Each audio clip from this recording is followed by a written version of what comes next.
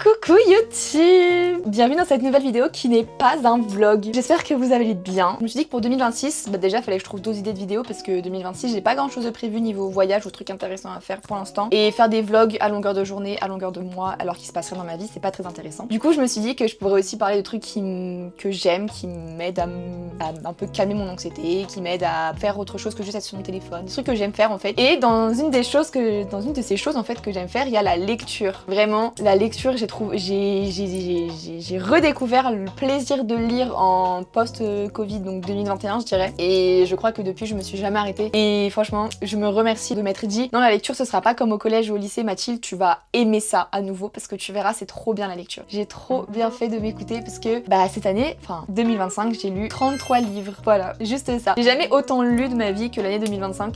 J'adore. Petite, j'aimais lire et après arrivé au collège, lycée où la lecture c'était devenu une obligation, j'étais en mode ok, loin de moi la lecture, je ne veux plus jamais lire. J'aime pas ça, alors qu'en fait pas du tout, c'est pas que j'aimais pas ça, c'est que j'aimais pas le fait qu'on m'oblige à faire quelque chose et que je puisse même pas choisir ce que je veux lire. Et je pense que c'est le cas de beaucoup de personnes et bref, je vais arrêter de parler de ma vie et on va arriver au vif du sujet qui est mon top lecture de 2025. Donc voilà, j'avais trop envie de faire cette vidéo, déjà parce que c'est des vidéos que j'aime bien regarder parce que ça me permet de découvrir en fait des nouveaux livres, des nouveaux auteurs, des nouveaux genres de livres, des nouveaux trucs à lire en fait. Et je me dis que peut-être il y a certaines personnes qui pourront être intéressées ou qui pourront peut-être partager leur avis avec moi aussi en commentaire, etc. Enfin, vraiment, c'est quelque chose d'assez ouvert. Et vraiment, la lecture, c'est tellement quelque chose que j'adore que j'avais envie de partager avec ça avec vous, en fait. Petit disclaimer avant de commencer, je lis principalement de la romance. Faut pas vous attendre à plus avec moi. C'est le genre principal, la new romance, tout ça. Faut vraiment pas s'attendre à plus. Je préfère vous prévenir. C'est mon objectif de 2026, c'est vraiment de varier mon genre de lecture parce que, il faut que je trouve autre chose à lire parce que la romance, c'est bien, mais bon, normalement, il faut que je m'intéresse aussi à d'autres genres et que j'ouvre un peu mes horizons et que j'ouvre aussi ma culture et mon genre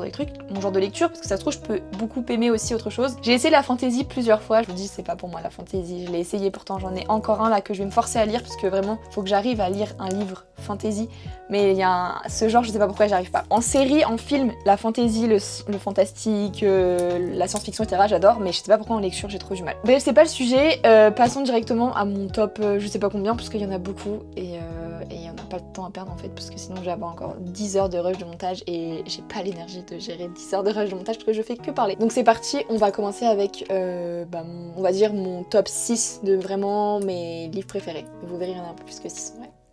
Ok, l'un des premiers livres que je peux vous présenter. En fait, j'ai pas vraiment fait d'ordre de préférence, c'est vraiment juste dans l'ordre dans lequel je les ai lus. Premier, on a Book Lovers de Emily Henry, que j'ai lu en anglais parce que je m'étais mis au défi en 2025 de lire plus de livres en anglais. C'est l'histoire de Nora qui est une éditrice, si je me trompe pas, genre hyper overbookée. Et en gros, sa sœur, Libby, elle est un peu en mode ok meuf, il faut que tu décompresses. Et du coup, tout le mois d'août, elle s'est dit, tout le mois d'août, tu prends des vacances. Et du coup, elle va tomber beaucoup de fois sur Charlie. Et en fait, avec Charlie, ils ont un peu un passé commun, ils sont un peu en froid quoi. Ils s'aiment pas trop les deux déjà. Ils viennent de la même ville et là ils arrêtent pas de se tomber dessus pendant les vacances. Et du coup, il va se passer plein de choses entre eux. Et en fait, ce que j'ai aimé dans ce livre, c'est que même si c'est un livre de romance, il est pas que tourné sur ça. C'est beaucoup sur le développement des personnages et sur ce que eux ils veulent faire. Et en fait, ce que j'ai aimé surtout, c'est que la fin, elle est pas en mode tout pour l'amour. Elle est surtout centrée sur vraiment ce que l'héroïne elle veut et c'est vraiment ce que j'ai aimé dans ce livre, c'est que il est vraiment tourné autour de elle, de Nora, ce qu'elle veut réellement dans la vie et ce qu'elle est prête à faire et ce qu'elle n'est pas prête à faire et ce qu'elle ne veut surtout pas. Donc c'est pour ça que je l'ai vraiment aimé. Je suis désolée, je suis nulle pour expliquer les livres, je suis nulle pour donner mon avis, je suis nulle en plein de choses, mais je m'améliore. Mais en tout cas, Book Lovers, il est trop bien. En été, les livres de Emily Henry, en été, ils sont vraiment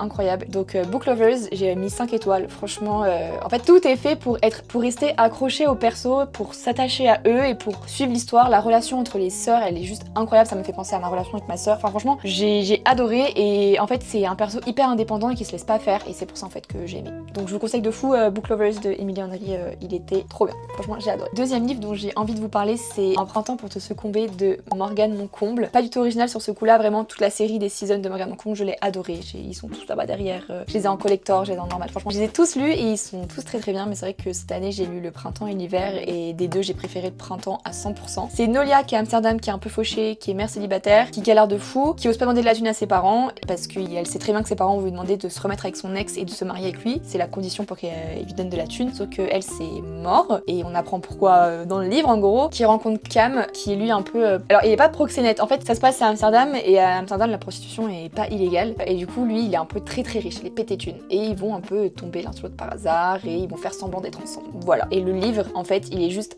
incroyables. De toute façon, c'est ce que vous allez entendre tout le long de la vidéo, hein, que c'est que des livres que j'adorais, donc forcément ils sont tous incroyables. En fait, on s'accroche de fou au personnage et Nolia vraiment, en fait, c'est une histoire que je pense, enfin, c'est des sujets qui sont hyper, aujourd'hui, qui sont hyper communs et il y a énormément de gens, je pense, qui peuvent relate à ça, à son histoire à elle, sur beaucoup de points. Elle aussi, elle est très sûre de ce qu'elle veut dans la vie. Et en fait, je me remarque que dans mes livres, c'est que des femmes fortes que j'adore en fait. Tous mes livres que j'aime trop, c'est que des femmes fortes qui sont des femmes hyper fortes, qui sont sûres d'elles, qui ne vont pas se laisser marcher dessus par quiconque et qui affirment leurs choix et leurs envies auprès des hommes. Et c'est ça qu'on veut lire beaucoup plus. Voilà, j'ai adoré. Voilà, pareil, ça se lit tout seul, ça va tout seul. Et voilà quoi. Très bon livre. Ensuite, je voulais vous parler d'une duologie. Pareil, ça, j'ai surfé sur la hype et j'ai trop bien fait parce que ils sont trop bien. C'est les éphémères de Emma Dinkel. J'ai pleuré, j'ai rigolé, j'ai tout ce que vous voulez, j'adore. Le tome 1, Promesse murmurée, c'est vraiment un de mes préfs, je crois. C'est Romy qui sort d'une peine de cœur et sa meilleure amie lui dit ok viens on se casse pendant un mois aux États-Unis et genre t'inquiète, tu vois, laisse-moi, je gère. Romy, t'en fais pas, viens on part toutes les deux un mois aux States et on te fait oublier ta peine de cœur et ma peine de cœur et juste genre on y va entre nous. Trop bien comme idée. Et c'est aussi une histoire de Thomas qui est un joueur de football américain professionnel qui est hyper connu et tout mais qui va pas très bien. Et du coup ils vont se rencontrer et bah voilà, enfin bon, on ne peut pas être devin pour deviner ce qui va se passer. Mais en fait il y a plein de rebondissements dans ce livre. Il se passe plein de choses. Franchement j'ai mon cœur qui s'est brisé en mille morceaux, puis qui s'est réparé, puis qui s'est rebrisé. Franchement ce livre, enfin franchement je sais pas quoi dire. Je saurais même pas comment vous le décrire sans vous spoil, parce que je peux pas vous spoil, c'est pas possible. Mais je sais pas comment décrire ce que j'ai aimé, parce qu'en fait j'ai tout aimé. Les persos sont hyper attachants. Le reste c'est trop bien et c'est un peu en trope, c'est du fake dating dans les deux. Non, lui c'est du fake et lui c'est du secret. Dans le tome 2 c'est du secret dating. En fait, je peux pas vous dire le tome 2 sans vous spoiler le tome 1. Donc en fait c'est vraiment des livres qui se lisent ensemble. Et franchement j'aurais même pas les mots. Juste vraiment je vous les conseille de fou et ouais. Les larmes ont coulé. Voilà. Un autre livre où pareil, genre, je l'ai pas avec moi parce que je l'ai prêté à ma sœur, c'est The Days I Love You Most. J'ai oublié le nom de l'autrice, je suis vraiment désolée, je vais vous l'afficher là. C'est de la romance également, mais un peu différente de ce que j'ai l'habitude de lire. C'est l'histoire d'un couple, mais en fait c'est un couple de petits papy-mamie qui sont amoureux depuis des années et des années et des années. Et là ils arrivent un peu à leur fin de vie et la femme, elle a l'Alzheimer, avec un peu de démence, etc. Je vous spoil pas, hein, là je vous dis juste tout ce que j'ai lu dans le résumé. Donc elle a vu sa mère périr de l'Alzheimer et de la démence et elle ne veut absolument pas finir comme sa mère, donc elle veut mettre fin à ses jours par choix en fait. En gros elle veut faire un suicide quoi. En gros. Sauf que son mari l'aime tellement qu'il a dit moi c'est hors de question, je ne veux pas vivre sans toi, donc si tu meurs, je meurs avec toi. Et donc ils vont annoncer ça à leurs 3 enfants et en fait l'histoire a tourné autour de ça, à comprendre pourquoi ils pensent ça, pourquoi ils peuvent pas vivre l'un sans l'autre, comment s'est passée leur histoire. On a aussi le point de vue des enfants et ça franchement on a le point de vue des enfants qui passe de on comprend pas à on comprend et franchement c'est incroyable et ça c'est vraiment juste de l'amour pur. Vraiment ce livre il montre que l'amour c'est un sentiment très fort. Ils se sont mis ensemble dans les années 40 et l'histoire se passe 50 ans plus tard quoi. Je vous le conseille énormément ce livre si vous aimez vraiment l'amour, vous êtes des gros amoureux de l'amour et que vous aimez voir un peu toutes les facettes différentes de cette émotion. Elle montre exactement l'amour maternel, l'amour fraternel, l'amour vraiment l'amour l'âme sœur, amical, même l'amour entre parents, les différents. Je l'ai adoré, mais vraiment adoré. Pour finir, mon top préféré de mes livres de 2025, pardon, c'est des livres que pareil j'ai pas physiquement parce que je les ai lus sur ma Kindle. C'est des livres que j'ai adoré, mais vraiment adoré. C'est 2 trilogies, donc en fait ça fait plus de 2 livres, c'est 2 trilogies, ça fait 6 livres, mais voilà, on les compte en un seul livre. Le premier c'est la trilogie, je sais que c'est plus qu'une trilogie, mais j'ai lu que les 3 premiers tomes, de Inheritance Games de Jennifer Lynn Barnes, si je me trompe pas de son nom, c'est ça. C'est une famille très riche des États-Unis. Le grand-père décède et en fait il lègue absolument toute sa thune, si je me trompe pas, à une meuf inconnue au bataillon. Et du coup y avoir un peu cette enquête de savoir pourquoi elle, d'où sort cette meuf. Et en fait elle va un peu aussi se battre avec les 3 petits-fils ou 4 petits-fils, je sais plus combien ils sont. Bref, avec les petits-fils de cet homme en fait pour savoir pourquoi. Bref voilà, il y aura un peu de romance dedans, mais c'est vraiment pas basé sur la romance le livre et ça franchement j'ai trop kiffé. Et je les ai beaucoup aimés parce que du coup ça m'a permis aussi de lire autre chose que de la romance, mais il y avait quand même un peu de romance donc c'est pour ça que je les ai bien aimés. Tout le mystère en fait du tome 1 au tome 3 que j'ai lu, c'est juste fou parce qu'en fait on pense avoir la réponse à la fin du tome 1, mais après il y a encore 2 autres tomes et on n'a pas la réponse en fait tout de suite. Puis si vous aimez un peu ces trucs de mystère, enquête, pourquoi et tout, et vous aimez bien aussi un peu la romance, je vous les conseille parce que Inheritance Games ils sont trop bien et toi aussi t'essayes de comprendre pourquoi pendant que tu lis le livre. C'est pas du grand thriller, c'est pas du grand livre policier, mais c'est très bien ficelé et franchement j'ai adoré. Et ensuite c'est la trilogie Earth Players.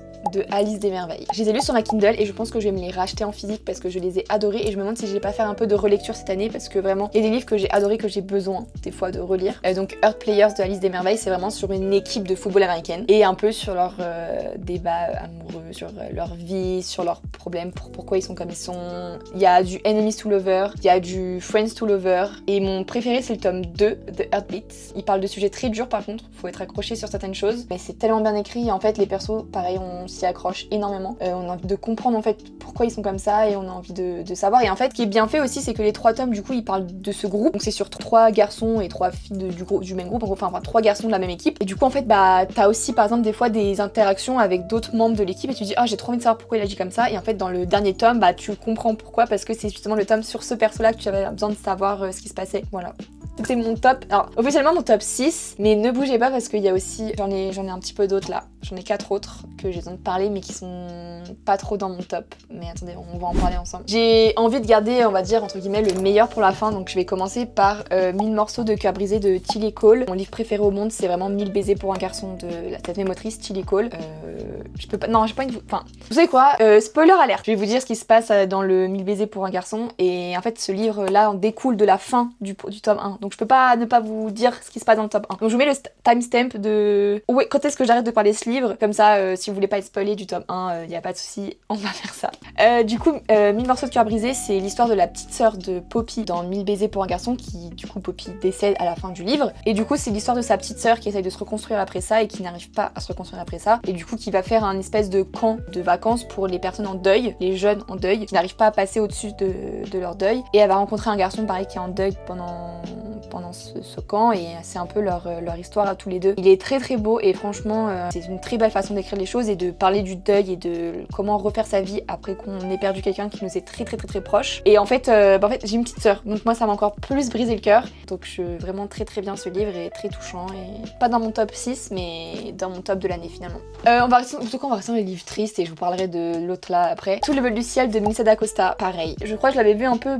pas mal sur les réseaux et je me suis dit bon c'est quoi, je me lance, ça change de mes livres un peu entre guillemets jeunesse que je lis et j'ai bien aimé. Je dirais pas que je l'ai pas adoré parce que en fait je le trouvais un peu long sur la fin, c'était un peu long, il y avait trop de descriptions des fois mais je comprends pourquoi ça était aussi descriptif. Donc en fait c'est l'histoire de Émile qui a un Alzheimer précoce et qui ne veut pas se laisser mourir en fait à l'hôpital et du coup qui décide un peu de s'enfuir et de partir à l'aventure avec sa petite caravane et il va mettre une annonce en fait comme sur les 40 du Bon Coin pour savoir si quelqu'un veut venir avec lui et il y a une meuf qui va vouloir venir avec lui et ils vont un peu voyager ensemble et voilà, elle fuit un peu un passé et lui il fuit un futur le futur qui l'attend et c'est très très beau, c'est très bien écrit mais ce que je vous disais en fait c'est que sur la fin c'était un peu long parce que c'était très très très descriptif. Je comprends pourquoi c'est descriptif parce que il perd un peu la tête mais voilà, j'ai trouvé un peu long sur la fin mais c'est une très belle histoire et vraiment j'ai beaucoup aimé. Ok, ensuite on part sur un livre qui n'est pas du tout de la romance, qui est vraiment un plus enquête un peu voilà policier en gros. C'est Two Sides of Every Murder de Daniel Valentine. Je l'ai adoré, vraiment, genre il est pas dans mon top parce que voilà, mais je l'ai dévoré ce livre. C'est l'histoire en fait de 2 filles, Olivia qui est née pendant un meurtre en fait, donc elle est née la nuit d'un meurtre de masse et qui va apprendre un jour qu'en fait que son père n'est pas son père, donc elle va être en quête de savoir qui est son père. Et également l'histoire de Regan qui est née exactement le même jour qu'Olivia, sauf que sa mère elle a été chargée, enfin elle a été mise pour responsable de tous les meurtres qui se sont passés le soir de leur naissance en gros, et elle va essayer d'innocenter sa mère, donc elle va retourner au camp où les meurtres se sont passés pour essayer de savoir ce qui s'est réellement passé. Exactement la même chose que va faire Olivia, retourner dans ses camps pour essayer de trouver qui est son vrai père et qu'est-ce qui s'est réellement passé cette nuit-là. Donc en fait c'est 2 personnes, 2 filles qui sont nées exactement le même jour, la même nuit, au même moment, au même endroit, qui vont essayer de comprendre, chercher réellement leur histoire et des sauts dans le temps, donc la nuit du vrai meurtre et des sauts dans aujourd'hui en gros. Pareil, très bien écrit, très fluide, je l'ai lu en anglais également, c'est très bien à lire, très facile à lire, ça va tout seul. Et le plot twist, je m'y attendais un petit peu, donc c'est pour ça que je l'ai pas mis dans mon top parce que bon j'avais un peu pré-short la fin, mais très bien écrit et franchement très très cool à lire. Et pour finir, je pouvais pas ne pas vous en parler parce que c'est ma saga préférée, j'ai été les voir en dédicace et c'est un peu ce qui m'a redonné envie de lire en 2021. On a Ces promesses qu'on croyait éternelles 1 et 2 que j'ai lu du coup en 2025. C'est un peu contradictoire parce que je peux pas les mettre dans mon top 6 de mes préférés de l'année parce que j'ai juste été un tout petit peu déçue de la fin de la partie 2. Donc c'est pour ça que j'ai pas envie, parce que bon ils vont ensemble, donc c'est pour ça que j'ai pas vraiment envie de... Je peux pas les mettre en fait en top, mais ils étaient juste incroyables. C'est l'histoire du coup de Kurt et Kenna qui sont meilleurs amis depuis qu'ils sont tout petits et ils se sont fait plein de promesses. Depuis qu'ils sont tout petits, ils se font des promesses. Dès qu'il y a quelque chose, ils se promettent de jamais se quitter, ils se promettent de toujours être amis, ils se promettent de toujours se dire des choses, ils se promettent de pas laisser quelqu'un se mettre entre leur amitié, etc. Et du coup en fait bah ils grandissent, donc sauf qu'en grandissant bah il se passe plein de choses, ils découvrent plein de choses, ils apprennent plein de choses, il leur arrive plein de choses et en fait c'est très dur parce qu'ils s'éloignent mais en même temps ils ont pas envie de s'éloigner et ils comprennent pas pourquoi ils s'éloignent et ils comprennent pas comment faire pour qu'ils restent aussi proches. L'histoire de Kenna est très dure, je vous avoue que il y a plusieurs fois où j'arrivais pas à lire, j'ai mis 2 mois à lire ce livre. J'ai eu une grosse panne de lecture une fois que je l'ai commencé, en fait c'était trop, enfin c'était pas trop dur mais faut être accroché quand même, franchement faut être accroché pour lire ces livres. Du coup j'ai mis un peu de temps à lire la partie 2 parce que j'arrivais pas, ça me faisait mal au ventre. Du coup je préfère vous avertir que ça traite pas de sujets très fun. De toute façon toute la saga traite pas de sujets très fun, mais cela particulièrement, l'histoire de Kenna particulièrement m'a vraiment mis la boule au ventre. C'est mes derniers livres, je voulais vraiment vous en parler parce que bah j'ai ma petite dédicace, voilà, et puis j'ai fait dédicacer mes 2 premiers tomes, donc c'est mes préf. Purée, ça fait beaucoup de livres là dont je vous ai parlé, j'ai parlé pendant super longtemps, j'espère que c'était intéressant et que j'ai pas dit de la merde. Enfin voilà YouTube, c'est tout pour cette vidéo, ça conclut un peu mon année 2025 de lecture. J'espère que j'ai pas dit n'importe quoi, j'espère que c'était intéressant à regarder et que bah j'ai pas dit n'importe quoi et que c'est des livres qui pourront vous intéresser. N'hésitez pas si vous avez des trucs à dire en commentaire, j'aime bien débattre sur les livres et sur ce qu'on en a pensé. J'aime bien aussi découvrir d'autres livres, donc si vous avez des livres dans les styles que je vous ai montrés, donc nos romances, etc., qui vous ont grave plu, bah n'hésitez pas à les partager. Et surtout si vous avez d'autres livres un peu aussi inspirés de faits réels, thrillers, littérature, etc., n'hésitez pas parce que j'ai vraiment envie d'ouvrir mon genre de lecture. Merci à tous de m'avoir regardé, je vous fais des gros bisous YouTube et on se retrouve, j'espère, très vite pour une nouvelle vidéo. Bisous!